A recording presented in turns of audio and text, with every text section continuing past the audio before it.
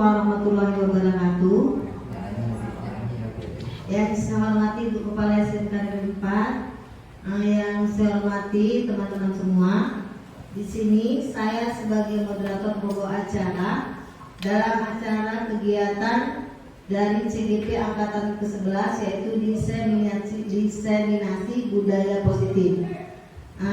Terlebih dahulu mari kita ucapkan puji dan syukur kepada Allah Subhanahu wa taala sehingga pada hari ini kita diberikan kesehatan, kelapangan waktu, langkah untuk menuju ke ruangan ini untuk melaksanakan kegiatan yang dilaksanakan oleh peserta CGP Angkatan ke-11. Yang pertama yaitu akan saya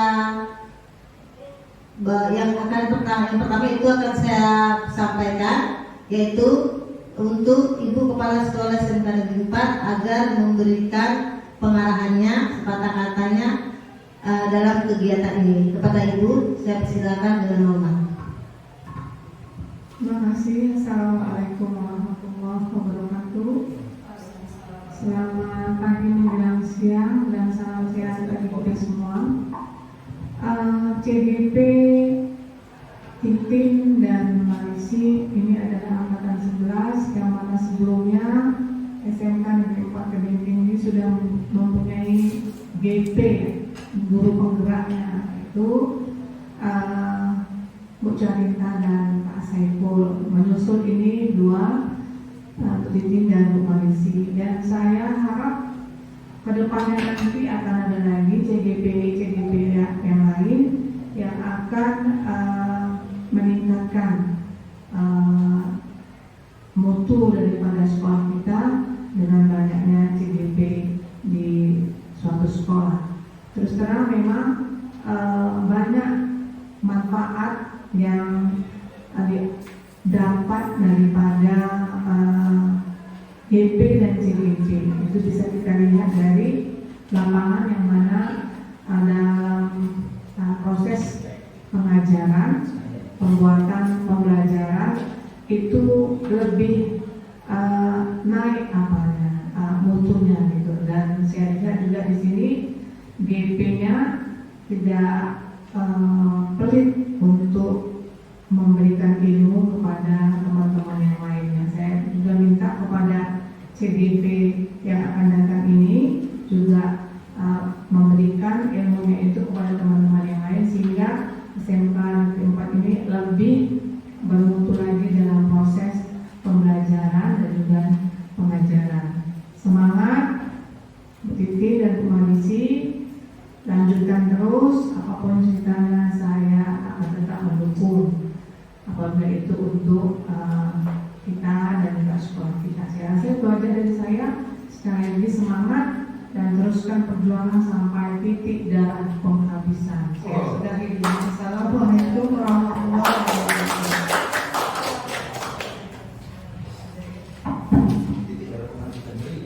Terima kasih atas kata-kata pengarang dari Ibu dan motivasinya untuk peserta CDB kita yang angkatan ke-11.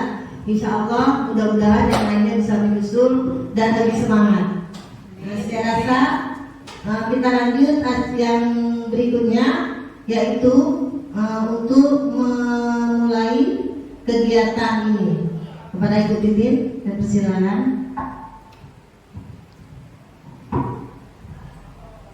Terima kasih Ibu Moderator. Assalamualaikum warahmatullahi wabarakatuh. Yang saya hormati Ibu Kepala Sekolah SMK Negeri 4 Tebing Tinggi, yang saya hormati Bapak Wakil Kepala Sekolah, dan yang saya hormati Bapak Ibu Guru yang telah berkenan hadir pada hari ini. Terima kasih banyak untuk waktunya. Di sini kami, saya dan Ibu Marisi sebagai calon guru penggerak angkatan 11 akan melakukan diseminasi budaya positif di sekolah. Sebelumnya, mungkin di sini supaya tidak jenuh dan capek mengajar ya Bapak Ibu, kita stretching dulu ya. Boleh berdiri Bapak Ibu? Boleh. Iya, supaya tidak jenuh kali melihat judulnya mungkin udah berterus ya kan, apa ini gitu kan. Sekarang kita mulai aja dulu.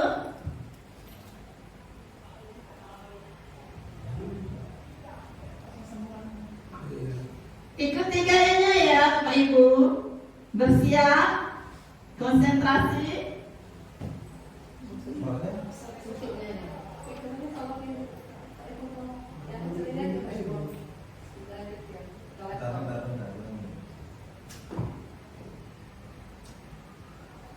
Bentar ya Bapak Ibu.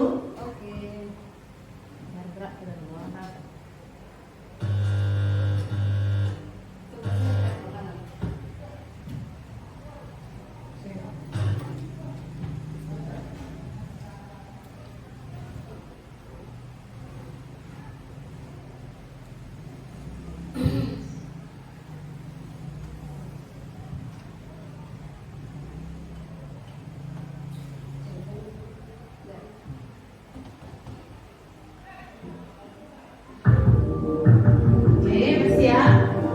Ini melatih konsentrasi kita ya.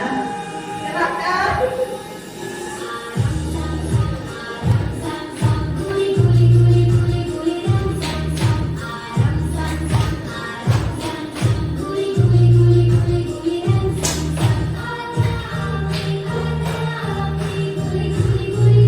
Sebetulnya pakai deh.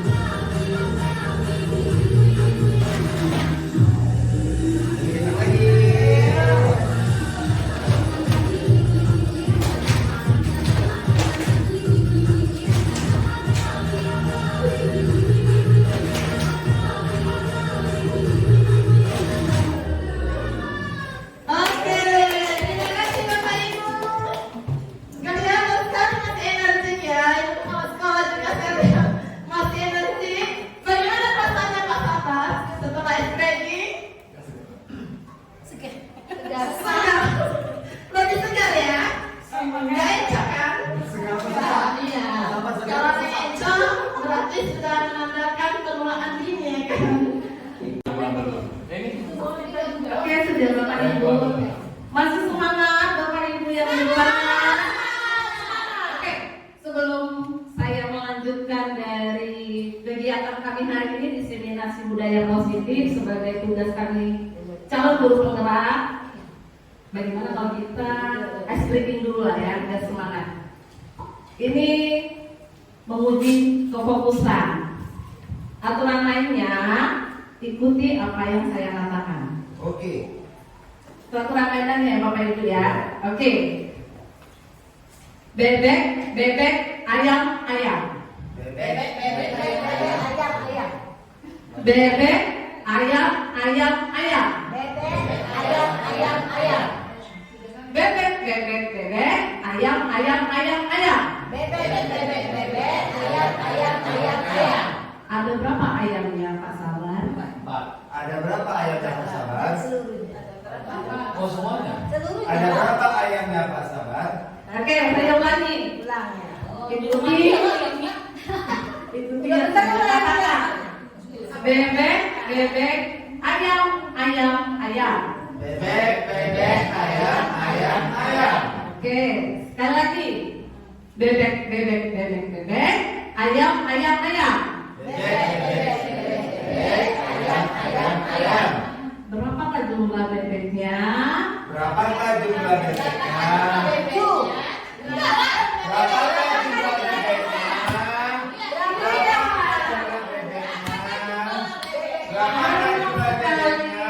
Pak Saiful, Bu Siti, dan Mario, terima kasih. Dulunya ikuti apa yang dibilang. Dulunya kata ikuti apa yang saya katakan. Oke. Oke.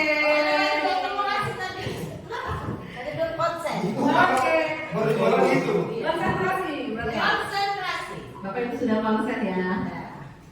Kegiatan hari ini kegiatan berbagi bukan menggurui. Jadi kita di sini Bapak Ibu hanya berbagi ya, berbagi ilmu yang kami dapatkan di program guru penggerak akan kita sharing bersama. Dan jika ada masalah kita bisa diskusi bersama secara kolaborasi. Oke, saya lanjut. Oke, di awal memang untuk filosofi pendidikan akan saya tayangkan di mana Pak Ki Hajar Dewantara adalah pelopor pendidikan Indonesia yang pertama kali.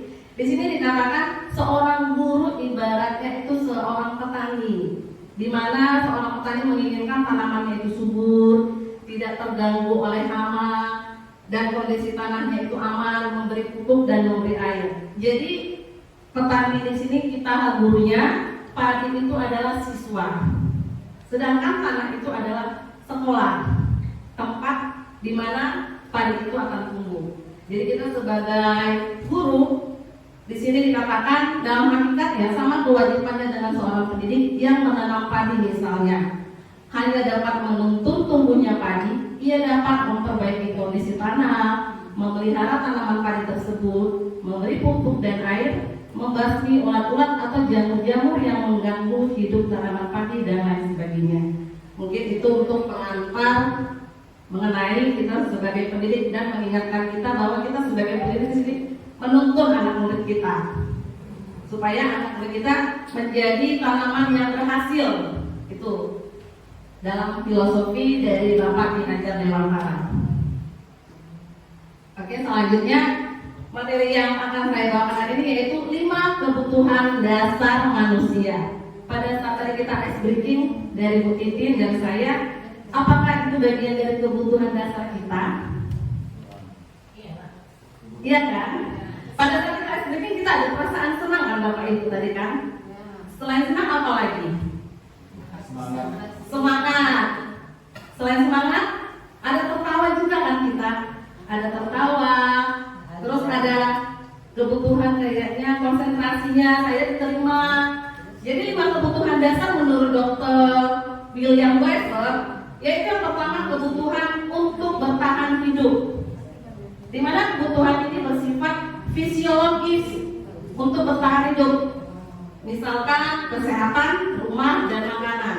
Itu dia untuk kebutuhan bertahan hidup. Yang kedua, kebutuhan kasih sayang dan rasa diterima.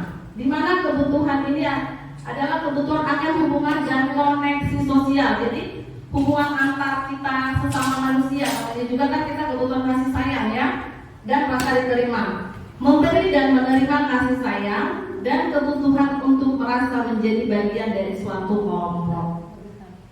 Yang ketiga, kebutuhan penguasaan atau pengakuan akan kemampuan. Jadi kebutuhan ini dianggap berharga, bisa membantu perbedaan, bisa membuat pencapaian, kompeten, diakui dan dihormati. Itu dia. Yang keempat, yaitu kebutuhan akan kebebasan. Di mana kebutuhan kebebasan ini namanya kebebasan ibaratnya mandiri ya, kemandirian di sini. Kemandirian, memiliki pilihan dan mengendalikan arah hidup seseorang. Perlu banyak bergerak, suka mencoba-coba dan senang mencoba hal baru dan menarik. Itu dia untuk kebutuhan kebebasan. Yang selanjutnya adalah kebutuhan kesenangan, yaitu mencari kesenangan, bermain dan tertawa. Seperti yang dibahas tadi yang ice drinking itu sudah menjadi 5 kebutuhan dasar manusia. Ada kesenangan, ada kebebasan. Ibaratnya kebebasan, Bapak Ibu tadi berpikir kan, saya bebas mengungkapkan pendapat itu di situ. Pada saat kita melakukan ice drinking tadi. Oke, selanjutnya. Oke, sekarang Bapak Ibu kita identifikasi dulu masalah di depan. Sama-sama ya kita ya identifikasi masalah berikut. Di sini kasusnya untuk masalah kebutuhan dasarnya saya bacakan saja. Tahun ini Dimas genap berusia 17 tahun. Ia senang sekali ketika ayahnya mulai mengajarkan cara menyetir mobil. Setiap akhir pekan ia berlatih menyetir. Ia terlihat senang sekali berlatih sampai akhirnya ia bisa menyetir mobil dengan baik dan lancar. Ketika ibunya bertanya pada Dimas, apa yang membuat dia ingin bisa menyetir? Ketika jawaban Dimas adalah seperti ini ya, ada tabelnya ya Bapak Ibu, kita identifikasi ya.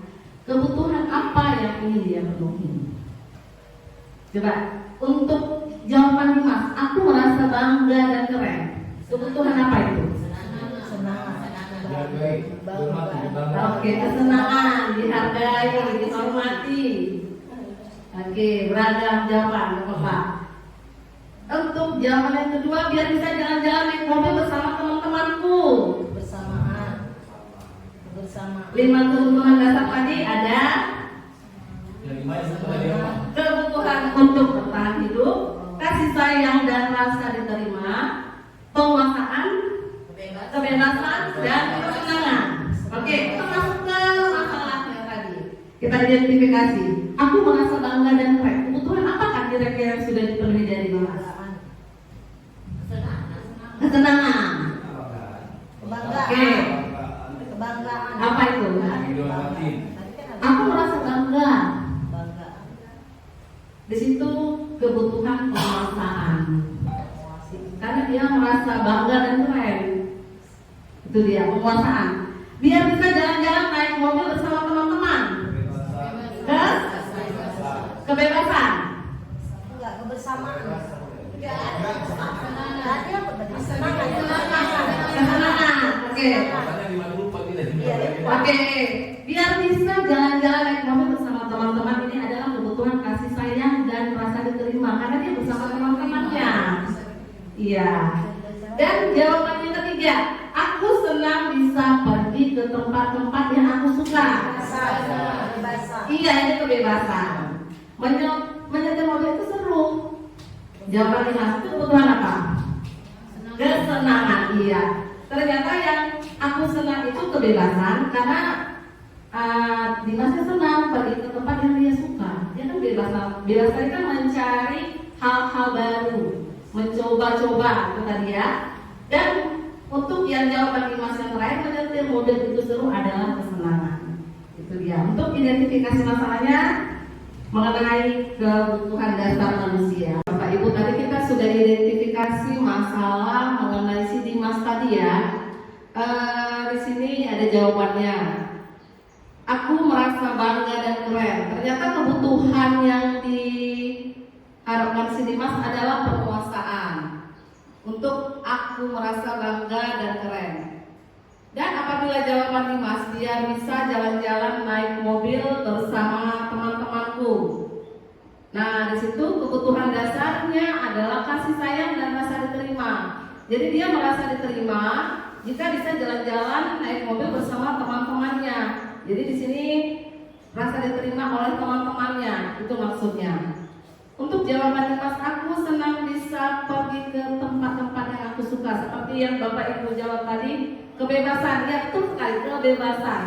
Karena dia merasa bebas bisa pergi ke tempat-tempat yang dia suka. Seperti yang saya jelaskan tadi, kebebasan adalah mencoba hal-hal baru yang menarik. Nah, mungkin Dimas merasa tempat-tempat yang dia suka itu hal yang baru dan menarik untuk dia. Untuk jawaban Dimas menyetir mobil itu seru, kebutuhannya di sini kesenangan. Berarti dia merasa senang dengan menyetir mobil dan dia memiliki rasa yang seru juga ya ternyata dengan menyetir mobil. Oke, itu dia untuk identifikasi masalah Dimas. Oke, kita next. Oke, sekarang kita masuk ke materi 5 posisi kontrol guru. Nah, ini kita yang ditanyain. Ada penghukum, pembuat merasa bersalah, teman, pemantau, dan manajer. Coba Bapak Ibu baca dulu ya. Kurang lebih 30 detik.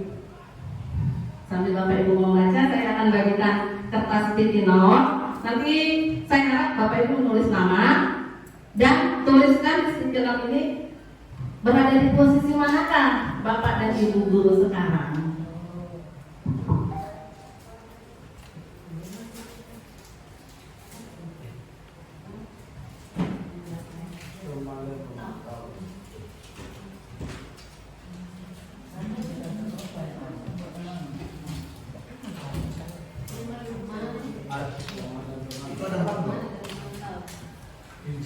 Ini sabar. Tulis nama dan posisi kontrol Bapak Ibu pada saat ini sebagai apa? Setelah ditulis Berapa? 3 atau 1? bisa 1 atau 2. 1 dan 2 saja Bapak Ibu. Tulis nama dan Bapak Ibu sebagai posisi kontrol di posisi mana nih pada saat ini? Setelah ditulis bisa ditempel di dinding ini ya Bapak Ibu ya. Boleh kita sebut bloknya. Bukan masuk loh, butuh banyak ini.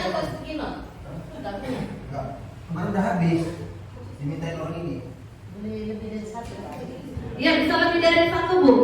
Ditempel di mana? Di dinding itu Bu. Sebelah itu ya Bu. Makan. Bila kakak murid yang dogil nih. Manajer bola ini mana? Bukan manajer bola. Buat orang. Manajer bola. Atau panggilan orang tua. Apa gimana? Restitusi. Kenapa harus diisi? Bisa orang tua. Dan kita lagi depan. Bahaya ini memang cas ikram ini ya.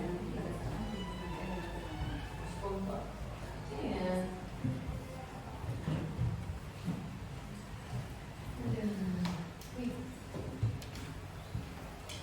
Oke, sudah semua Bapak Ibu. Bisa ya saya lihat dulu ya. Merah ini buat latihan. Nggak besar, anak berapa pun. Oh, ada teman, manajer, pemantau, pembuat merasa bersalah, pemantau, teman, pembuat merasa bersalah. Oke, terima kasih untuk jawaban dari Bapak Ibu telah menuliskan posisi kontrol Bapak Ibu untuk saat ini sebagai apa. Ternyata dari 5 posisi kontrol tersebut masih kita jalani ya Bapak Ibu, masih ada yang sebagai pembuat merasa bersalah, sebagai teman, pemantau, dan sebagai manajer.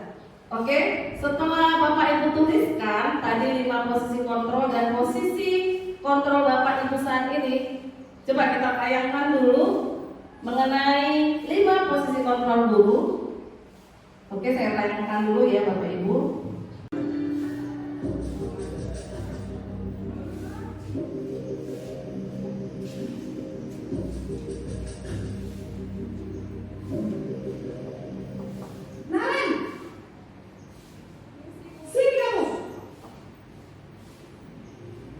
Selamat pagi Bu.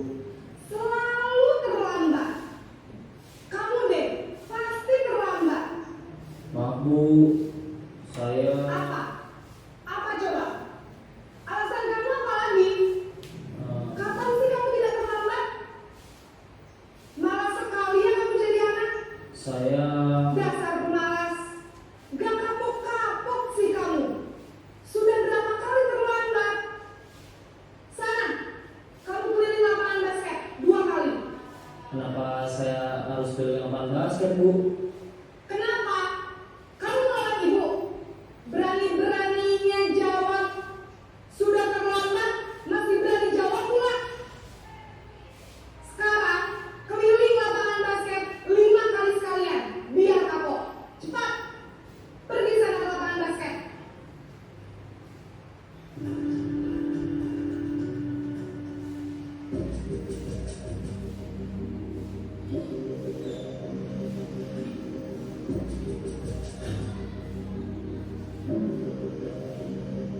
Naren!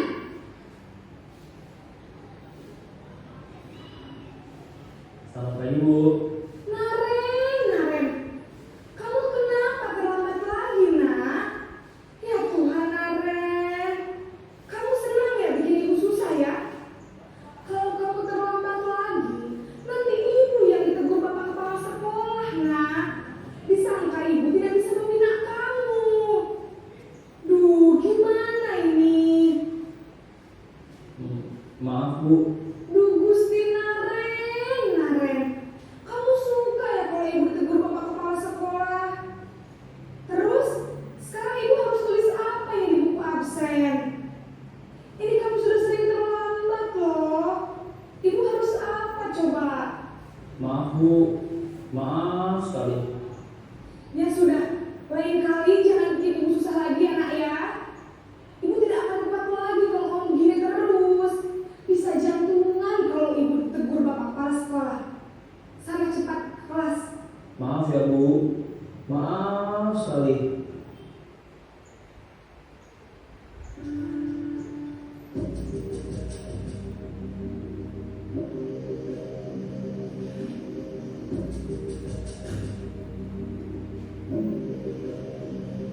Naren!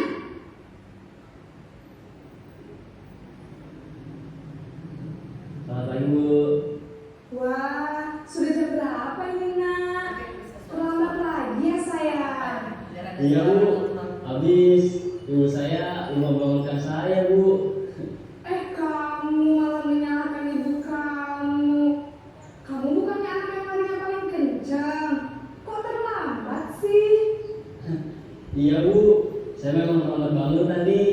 Jadi biarpun saya lari kencang, tetap gak terkejar Bu. Ya sudah sana. Nanti lain kali larinya lebih kencang lagi ya. Biar gak terlambat lagi. Bikin seneng ibu. Demi ibu. Bisa kan? Bisa lah Bu. Ya sudah sana masuk kelas. Ibu beresin urusan absen kamu. Kamu ini ada-ada saja.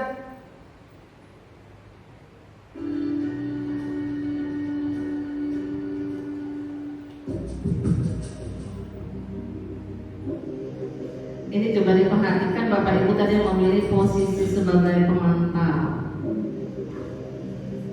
Naren!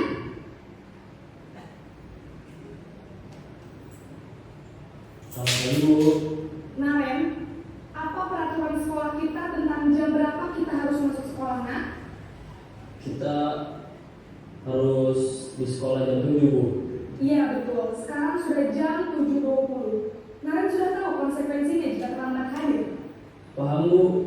Saya harus tinggal kelas pas jam istirahat selama 20 menit. Iya benar, konsekuensinya demikian. Jadi nanti jam 9.30 pas istirahat, kamu harus tinggal di kelas, kerjakan tugas tambahan untuk yang ketinggalan Baik Bu.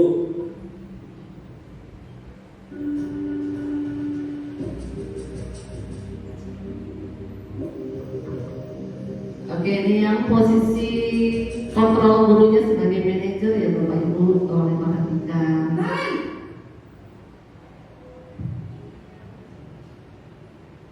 Selamat pagi Bu. selamat pagi Naren. Maaf Bu, saya terlambat. Iya, sekolah masuknya jam 7, sekarang sudah jam 7.20. Jadi sekarang bagaimana ini Naren? Maaf Bu, saya lupa setel alarm saya semalam. Baiklah, menurut kamu, keyakinan sekolah yang mana yang perlu kamu tingkatkan? Menghargai diri sendiri dan orang lain mungkin ya Bu. Setuju. Jadi, apakah Naren meyakini prinsip saling menghormati tersebut? Iya Bu, saya meyakininya. Apakah Naren bersedia memperbaiki masalah keterlambatan ini? Bersedia Bu. Bagaimana kamu akan memperbaiki masalah keterlambatan ini? Saya akan coba untuk tidak lupa menyetel alarm saya Bu. Baik, kalau Naren lupa menyetel alarm di rumah, ada orang yang kira-kira bisa bantu mengingatkan tidak? Ada Bu, kakak saya, Kak Emma. Ada lagi selain Kak Emma? Selain Kak Emma, ada ibu saya. Baik, jadi yang mengingatkan Naren adalah Kak Emma dan ibu kamu ya? Kira-kira akan mulai setel alarm kapan nih Naren? Setelah pulang sekolah, akan segera saya lakukan. Baik, jadi Naren akan setel alarm untuk bangun besok pagi dan akan diingatkan oleh kakak dan ibunda Naren ya. Ada lagi yang mungkin perlu dilakukan Naren agar tidak terlambat bangun lagi. Tidak ada Bu. Baik Naren, terima kasih untuk kerjasama kamu. Sekarang kamu perlu kembali ke kelas untuk belajar. Baik Bu, terima kasih. Oke, dari tayangan video tadi ada posisi kontrol guru sebagai pembuku, pembuat rasa bersalah, teman, pemantau, dan manajer. Mohon tanggapannya Bapak Ibu dari tayangan video tadi, apa yang berbeda dari 5 posisi kontrol tadi? Nada, intonasi ya Pak ya. Dari yang pembuku dengan yang teman beda ya intonasinya ya. Ada lagi Bapak Ibu? Kata-kata yang diucapkan oleh guru ya. Apalagi kira-kira? Intonasi, nada, kata-kata yang diucapkan, ekspresi, benar sekali, ekspresi. Oke, di sini akan saya jelaskan untuk posisi kontrol guru sebagai penghukum, di mana seorang penghukum bisa menggunakan hukuman fisik maupun verbal. Orang-orang yang menjalankan posisi penghukum senantiasa mengatakan bahwa sekolah memerlukan sistem atau alat yang dapat lebih menekan murid-murid lebih dalam lagi. Sebaiknya guru-guru menerapkan posisi penghukum akan berkata seperti ini dia biasanya, patuhi aturan saya atau awas. Jadi lebih dominan mengancam dia. Kalau posisi kontrolnya sebagai penghukum, kata-katanya yang selanjutnya, kamu selalu saja salah. Kata-katanya tadi ya, dan intonasinya tinggi dia kalau untuk posisi kontrol penghukum. Pasti selalu yang terakhir selesai. Jadi di posisi kontrol penghukum ini guru lebih menjudge siswa biasanya. Menjudge dengan ekspresi, kata-kata, dan intonasi. Itu biasanya untuk yang penghukum. Untuk posisi kontrol yang selanjutnya itu pembuat merasa bersalah, di mana posisi ini biasanya guru akan bersuara lebih lembut dari posisi penghukum. Pembuat rasa bersalah akan menggunakan keheningan yang membuat orang lain merasa tidak nyaman, bersalah, atau rendah diri. Kata-kata yang keluar dengan lembut akan seperti, ibu sangat kecewa sekali dengan kamu. Berapa kali bapak harus memberitahu kamu ya. Itu dia untuk intonasi dan kata-kata yang diucapkan. Gimana coba kalau orang tua kamu tahu kamu begini? Jadi dengan kata-kata seperti ini anak-anak merasa bersalah dan dia merenung pasti. Oh iya ya, aku sudah melakukan salah. Jadi ini dia untuk posisi pembuat merasa bersalah. Yang selanjutnya posisi kontrol sebagai teman. Guru pada posisi ini tidak akan menyakiti murid, namun akan tetap berupaya mengontrol murid melalui persuasi atau bujukan. Jadi tenang dia mengajak. Posisi teman pada guru bisa negatif ataupun positif.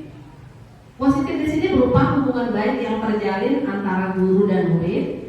Guru di posisi teman menggunakan hubungan baik dan humor untuk mempengaruhi seseorang. Mereka akan berkata, ayolah bantu demi Bapak ya. Seperti yang kayak tadi, Nare, gimana dengan ibu? Kamu tidak kasihan dengan ibu? Ada tadi seperti itu kan, Bapak Ibu kan? Ada apa kata-kata yang diucapkan oleh gurunya kan? Oke, kata yang selanjutnya itu, ayo ingat tidak bantuan Bapak selama ini. Jadi seolah-olah di sini gurunya mengingat balas, ya, menuntut balas budi dari guru kepada muridnya. Ya, sudah kali ini tidak apa-apa, nanti ibu bantu bereskan. Sebaiknya ini udah mengarahkan negatif ya. Jadi si anak tidak mandiri. Itu dia. Kalau posisi teman. Jadi tadi kita sudah tuliskan di situ dari jawaban Bapak Ibu, posisi kontrol sebagai ada yang sebagai teman, pembuat rasa bersalah. Oke, selanjutnya kita ke posisi kontrol pemantau atau monitor. Di posisi pemantau berarti mengawasi. Memantau, mengawasi. Pada saat kita mengawasi, kita bertanggung jawab atas perilaku orang-orang yang kita awasi. Posisi pemantau berdasarkan pada peraturan dan konsekuensi. Dengan menggunakan sanksi atau konsekuensi, kita dapat memisahkan hubungan pribadi kita dengan murid sebagai seseorang yang menjalankan posisi pemantau. Pertanyaan yang diajukan seorang pemantau, peraturannya apa?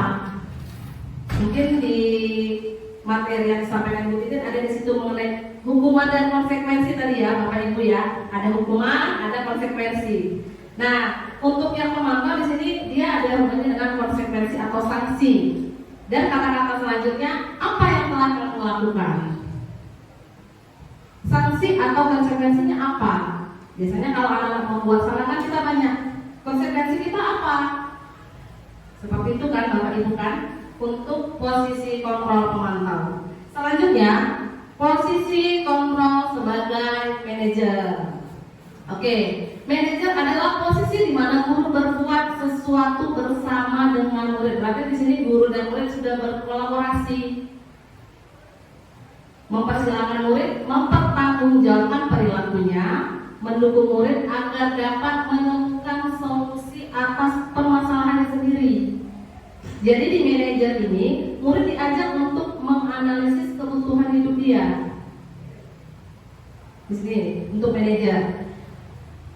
Baru maupun kebutuhan orang lain.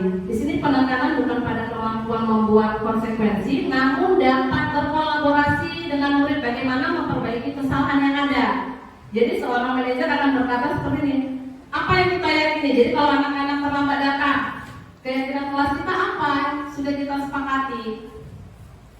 Hadir tepat waktu Bu, jawaban si anak. Apakah kamu meyakini keyakinan kelas kita?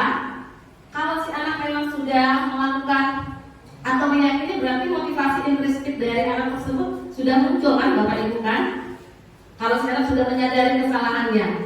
Kata selanjutnya, apakah kamu meyakini? Seperti yang saya katakan, jika kamu meyakini, apakah kamu bersedia memperbaikinya? Jika kamu memperbaiki ini, hal ini menunjukkan apa tentang dirimu. Dan selanjutnya rencana untuk memperbaiki. Jadi di dalam posisi manajer ini adalah posisi paling ideal bagi seorang guru. Jadi harapan kita dengan kita melihat tayangan tadi dan penjelasan dari posisi kontrol guru, kita harap semua guru-guru yang di sini bisa menjadi seorang manajer. Itulah harapan kita ya Bapak Ibu.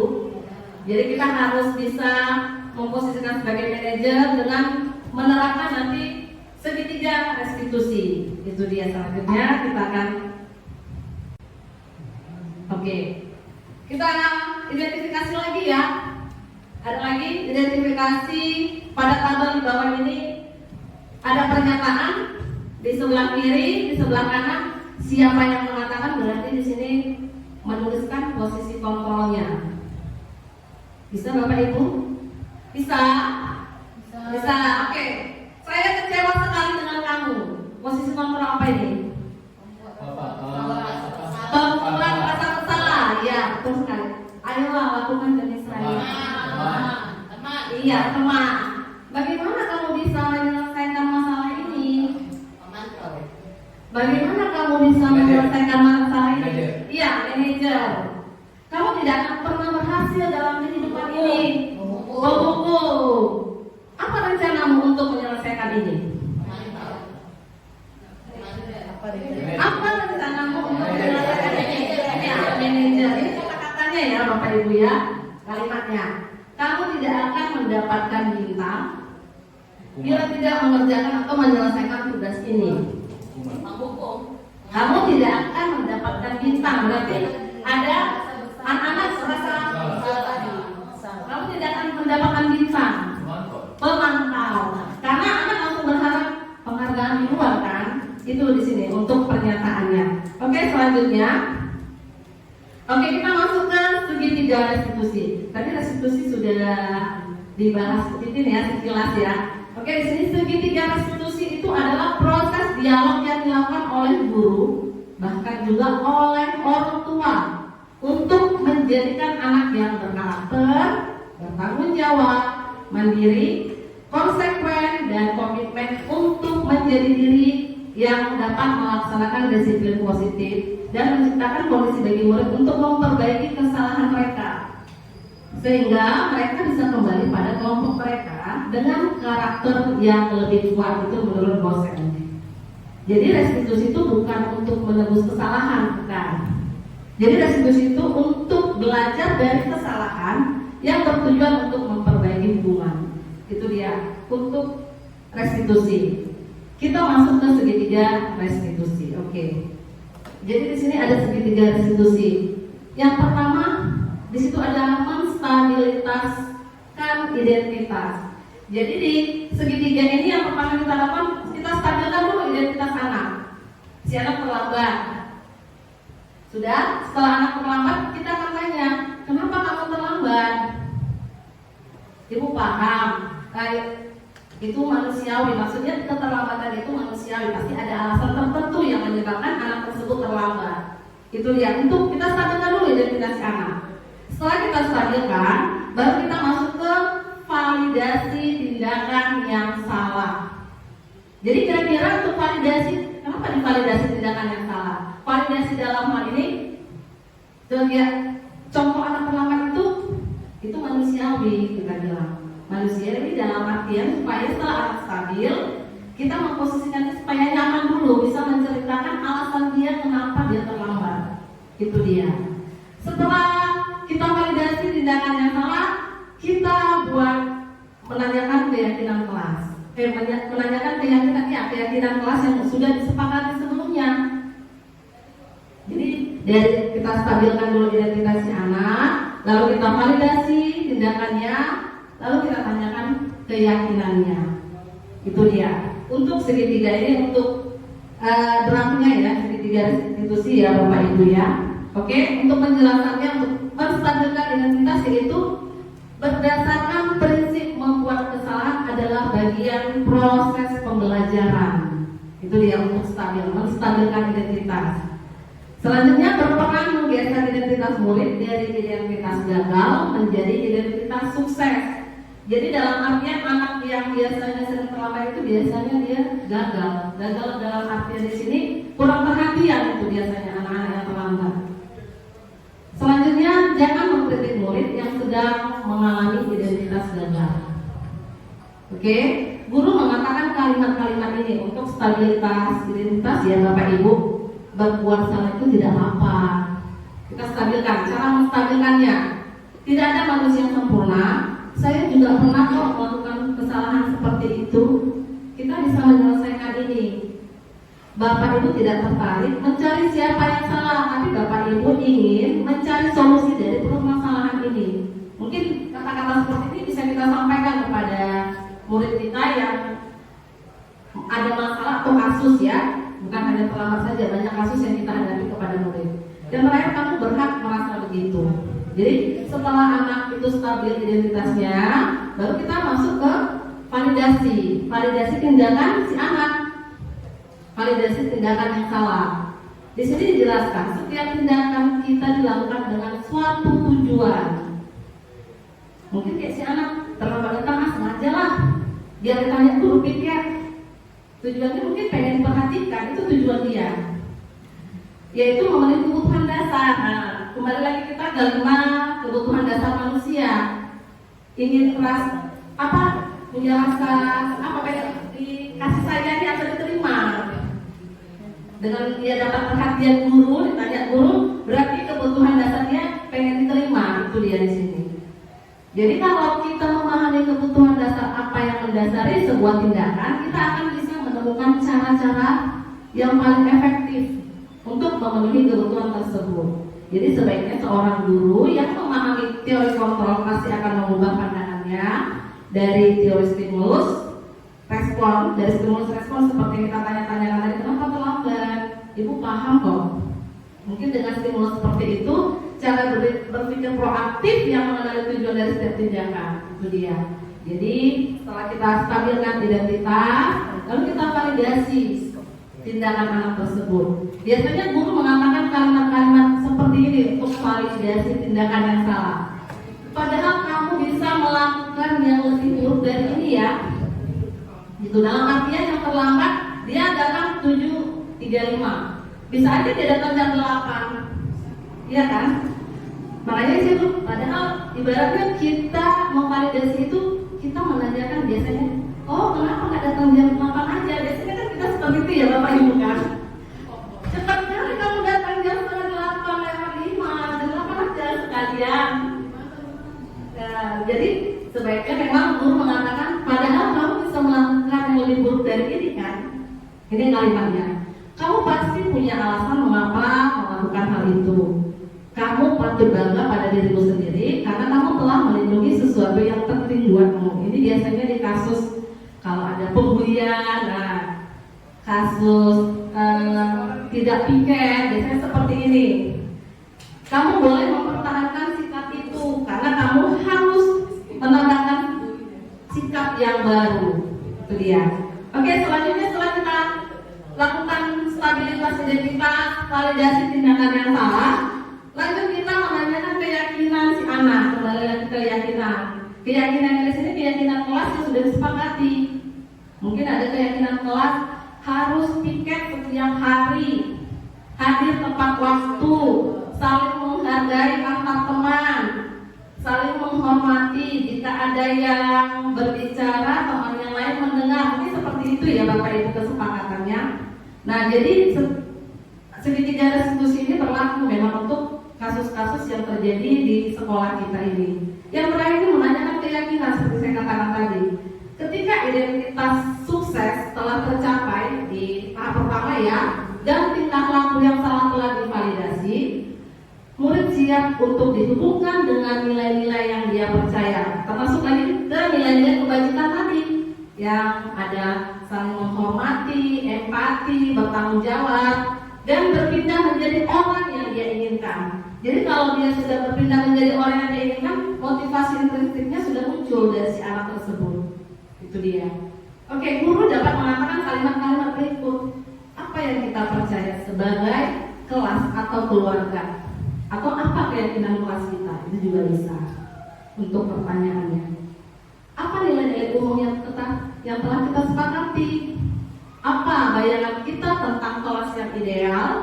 Kamu mau jadi orang yang seperti apa? Inilah dia untuk urutan dari kegiatan segitiga restitusi.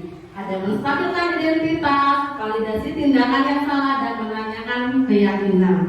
Itu dia. Oke, selanjutnya Bapak Ibu, kita lihat dulu tayangan mengenai segitiga restitusi berikut.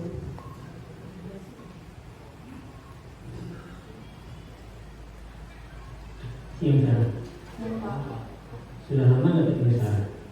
Kenapa hari ini sih? Kesel Pak, kesel banget. Masa aku dikatain tukang fitnah Pak? Ya aku marah lah. Aku balik katain mereka di depan kelas. Kesel banget. ya pasti kamu marah dan kesal. Bapak juga akan marah apabila ada yang menuduh Bapak seperti itu.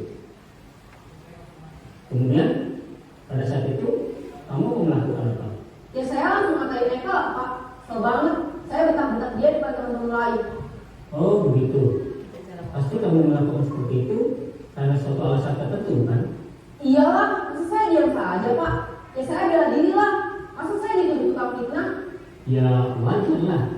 Mempertahankan harga diri itu sesuatu yang penting buat kamu. Untung kamu tidak bertindak lebih gegabah lagi, hanya mendebat-debat. Iya Pak. Untung saya masih bersabar dan hanya membentak saja. Sudah gemes padahal. Saya pasti bela diri lah. Ya pasti ya. Tapi kamu memilih untuk tetap bertahan dan bersabar. Kamu memilih untuk tidak berbuat lebih parah lagi kan? Iya. Nah, sekarang coba kita lihat lagi tindakan kamu yang minta-minta Eka di kelas. Tindakan kamu itu kira-kira sesuai dengan keyakinan kelas atau prinsip kamu tidak? Enggak lah Pak. Capek Pak jadi pemarah. Jadi keyakinan atau prinsip mana yang kurang sesuai dengan keinginan kamu? Ya, saya sebenarnya sangat menghargai orang lain. Mungkin saat itu saya menjadi emosi, jadi tidak menunjukkan sikap itu. Kamu meyakini tidak? Menghargai orang lain itu penting buat kamu. Yakinlah Pak. Iya, setuju. Kita harus saling menghargai. Namun ada juga keyakinan yang kita sepakati yang perlu kita jalankan apabila kita sedang marah kan? Ya, saya bisa lebih proaktif, mulai dengan diri sendiri. Saya bisa jadi lebih sabar, mengambil waktu jeda untuk berpikir mau apa selanjutnya. Kira-kira kamu bersedia memperbaiki masalah ini tidak? Bersedia Pak.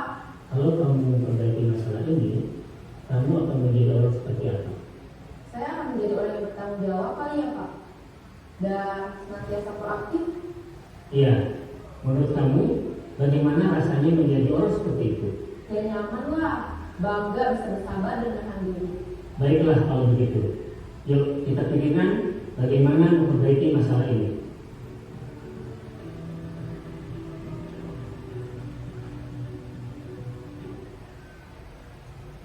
Oke. Itu ya Bapak Ibu tayangan dari segitiga restitusi tadi.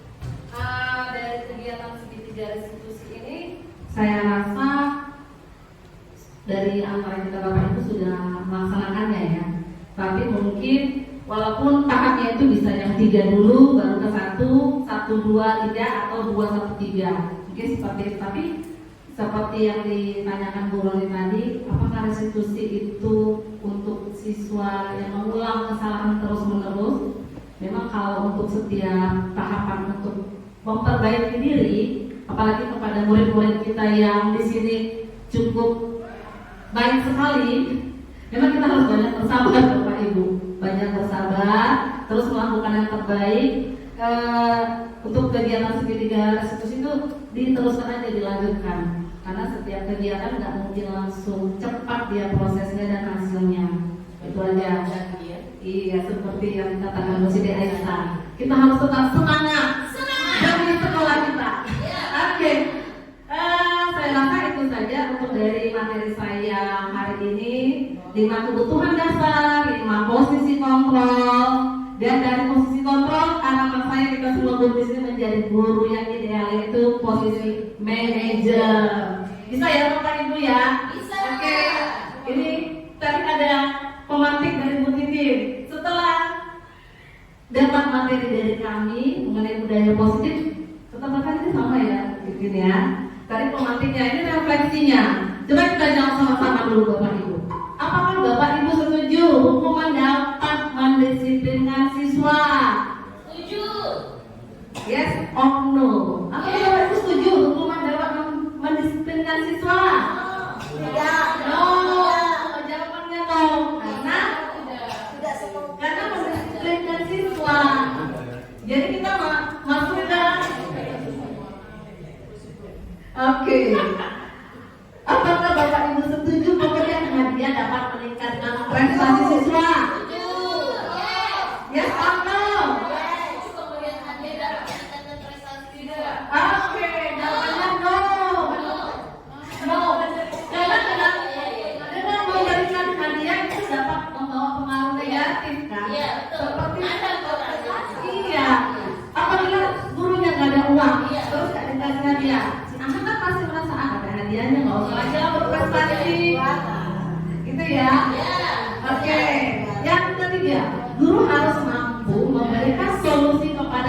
setiap siswa yang bermasalah. Yes or no?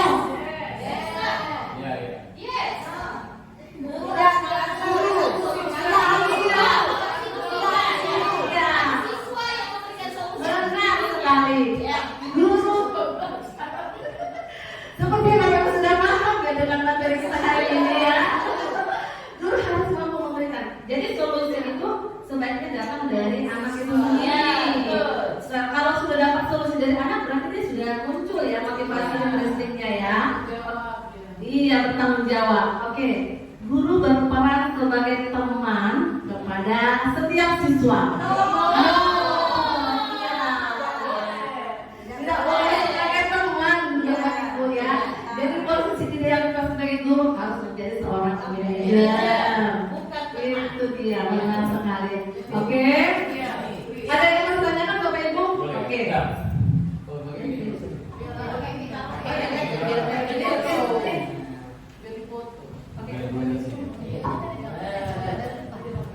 Pertanyaan saya tadi ada poin yang saya depan nanti pengarahnya nggak ada. Poin yang ketika ada permasalahan siswa, Iya. kemudian mengatakan kamu kenapa begini? Nggak apa, saya dulu juga pernah begini. Iya.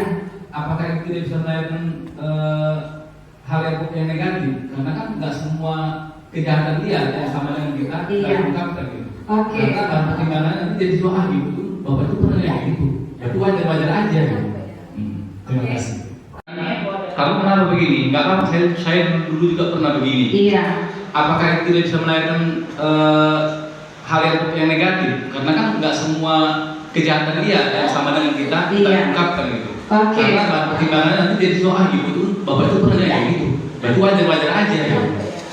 Terima kasih. Oke, terima kasih pertanyaan. Terima kasih pertanyaannya Pak Sabar. Kalau untuk setiap pertanyaan siswa seperti itu, kita tidak harus menjawab. Saya juga belum pernah. Kita lihat juga kasusnya.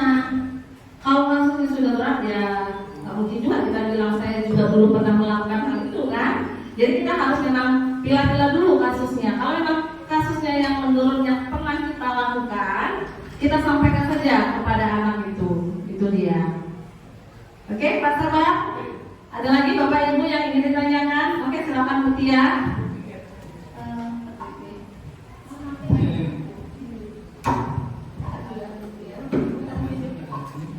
Oke, Mutia silakan. Ya, yang materi yang sebelumnya boleh. Oh, boleh. Yang pertama tentang Oh, boleh. Yang pertama tentang keyakinan kelas. Keyakinan kelas ya. Kelas, apakah setiap guru yang masuk buat kesepakatan kelas itu, atau hanya satu aja, misalnya udah mulai kelasnya aja yang buat, jadi yang lain mengikuti. Nah, itu pertanyaan pertama. Yang kedua, restitusi ya. Apakah semua masalah bisa Restitusi atau hanya bagian masalah yang udah berat kali saja? Nah, itu pertanyaannya. Iya. Oke, tadi yang Keyakinan kelas. keyakinan kelas ya. Keyakinan kelas, apakah setiap guru yang masuk buat kesepakatan kelas itu, atau hanya satu aja, misalnya udah mulai kelasnya aja yang buat, jadi yang lain mengikuti. Nah, itu pertanyaan pertama. Yang kedua, restitusi ya. Apakah semua masalah bisa restitusi atau hanya bagian masalah yang udah berat kali saja? Nah, itu pertanyaannya. Iya. Oke, tadi yang pertama menanyakan keyakinan kelas ya, Mutia ya. Oke. Untuk keyakinan kelas itu kan keyakinan kelas kita tanya dulu nih ke anak-anak. Apa keyakinan kita anak-anak? Ya, si anak mau katakan jangan terlambat, yang tiket harus tiket, mungkin seperti itu contohnya. Tapi pertanyaan Mutia, apakah itu berlaku hanya di kelas itu saja atau setiap guru maupun kesepakatan? Iya, oke. Kalau untuk guru itu biasanya membuat kesepakatan pembelajaran biasanya. Jadi keyakinan kelas ini biasanya untuk wali kelas, dan yang keyakinan kelas yang sudah dibuat dan disepakati biasanya itu selalu muncul dengan nilai positif seperti nilai kebajikan tadi. Itu dia. Udah info di dalamnya itu, Mutia. Tapi kalau setiap guru yang masuk bisa-bisa aja, tapi membuat kesepakatan dalam proses pembelajaran. Itu dia. Pertanyaan yang kedua mengenai apakah segitiga restitusi ini berlaku untuk setiap masalah? Itu tadi. Oke.